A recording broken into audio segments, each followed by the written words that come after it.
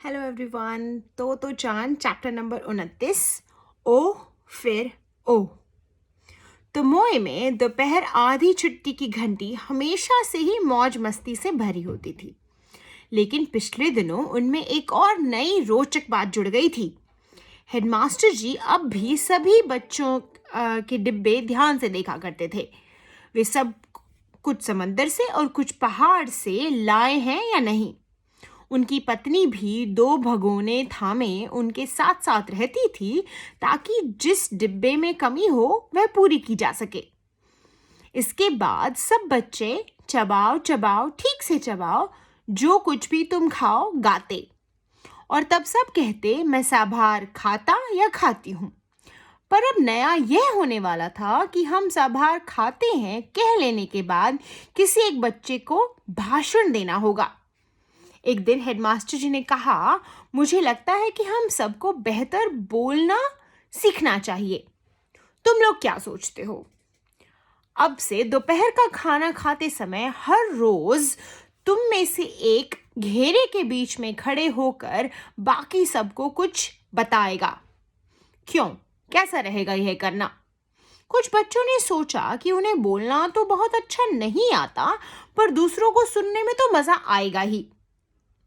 दूसरे बच्चों ने सोचा, वाह, दूसरों को तो अपनी जानी सुनी बात बताने में कितना आनंद आएगा। तोतो चान को यह तो पता नहीं था कि वह कैसे बोल पाएगी, पर कोशिश करके देखने में उसे कोई आपत्ति नहीं थी। चूंकि अधिकांश बच्चे इस सुझाव के पक्ष में थे, अगले ही दिन यह काम शुरू करने का निश्चय किया गया। वैसे घर पर तो जापानी बच्चों को खाना खाते समय चुप रहना ही सिखाया जाता है, पर अपने विदेशी अनुभव के कारण हेडमास्टर जी अपने छात्रों से कहते कि वे खाने में ज़्यादा समय लगाएं और साथ में बातचीत का आनंद उठाना भी सीखें। वे यह भी मानते थे कि लोगों के सामने उठकर अपनी बात या विचार साफ साफ बिना झिझक कह सकना भी जरूरी है। उन्होंने सोचा कि इस विचार की भी परीक्षा कर लेनी चाहिए। बच्चे सब सहमत हो गए। तब उन्होंने जो कुछ कहा वह सब तोतो चान ने बड़े ध्यान से सुना। अच्छा वक्ता बनने की चिंता नहीं करनी चाहिए। जो मन में हो वही बोलो। तुम जो करना चाहते हो वह भी बता सकते हो। कौन पहले बोलेगा, कौन बाद में, यह भी तय कर लिया गया। यह भी तय हुआ कि जिस दिन जिस बच्चे को बोलना हो वह गीत खत्म होते ही जल्दी से अपना खाना खा लेगा। बच्चों को यह तो जल्दी ही पता लग गया कि बच्चों के घेरे के बीच खड़े होकर बोलना दो तीन दोस्तों के साथ बतियाने से अलग होता है। काफी साहस चाहिए इसके लिए। कठिन काम था। कुछ बच्चे तो पहले इतना शर्माए कि खड़े होकर सिर्फ घिघिया कर ही रह गए। एक बच्चे ने तो बड़ी मेहनत से अपनी वार्ता तैयार की थी। जिस पल वह बोलने को उठा, सब कुछ भूल गया। उसने पहले कई बार अपनी बात का शीर्षक दोहराया, क्यों कूदते हैं मेंढक एक तरफ। तब बोला, जब बरसात होती है, पर इससे आगे न बढ़ सका। आखिर उसने कहा, बस इतना ही। तब उसने झुककर नमस्कार किया और अपनी जगह लौट गया। तोतो चान की बारी अब तक न आई थी। उसने तय कर लिया था कि जब भी उसकी बारी आएगी तो वह अपनी मनपसंद कहानी राजकुमार और राजकुमारी की ही सुनाएगी। वह कहानी सब जानते थे। जब भी खेल की घंटी में वह ये कहानी सुनाना चाहती तो उसके साथी कहते, उस कहानी से हम तंग आ गए हैं। इसके बावजूद भी उसने तय कर लिया था कि वह यही कहानी सुनाएगी। नई योजना कारागर सिद्ध हो रही थी, लेकिन एक दिन एक बच्चे की बारी आई तो उसने बड़ी दृढ़ता से मना कर दिया। मुझे कुछ भी नहीं कहना है, उसने ऐलान किया।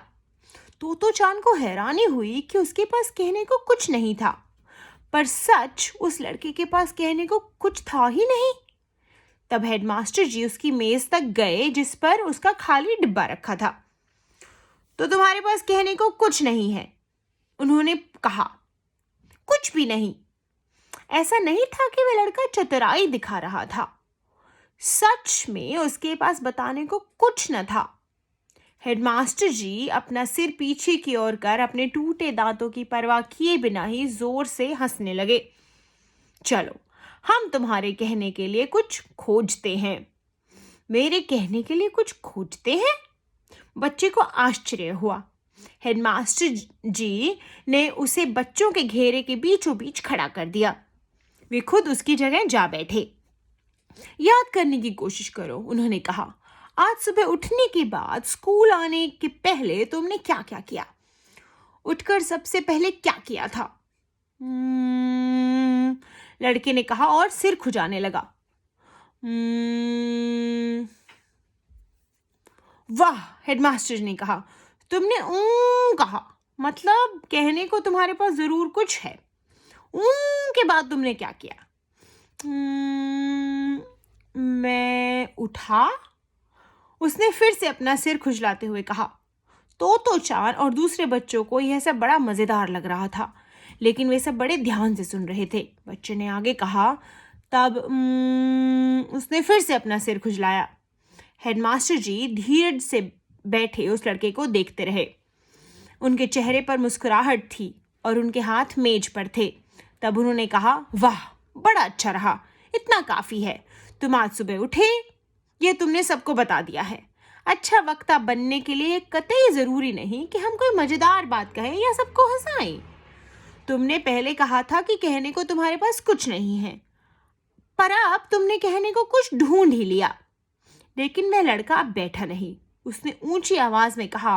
और तब सभी बच्चे आगे की तरफ झुके। लड़के ने गहरी सांस ली और बोला। माँ ने कहा, तुम दांत मांज लो। और मैंने मंजन किया। हेडमास्टर जी ने ताली बजाई। सब बच्चों ने भी ताली बजाई। इस पर उस लड़के ने और ऊंची आवाज में कहना शुरू किया।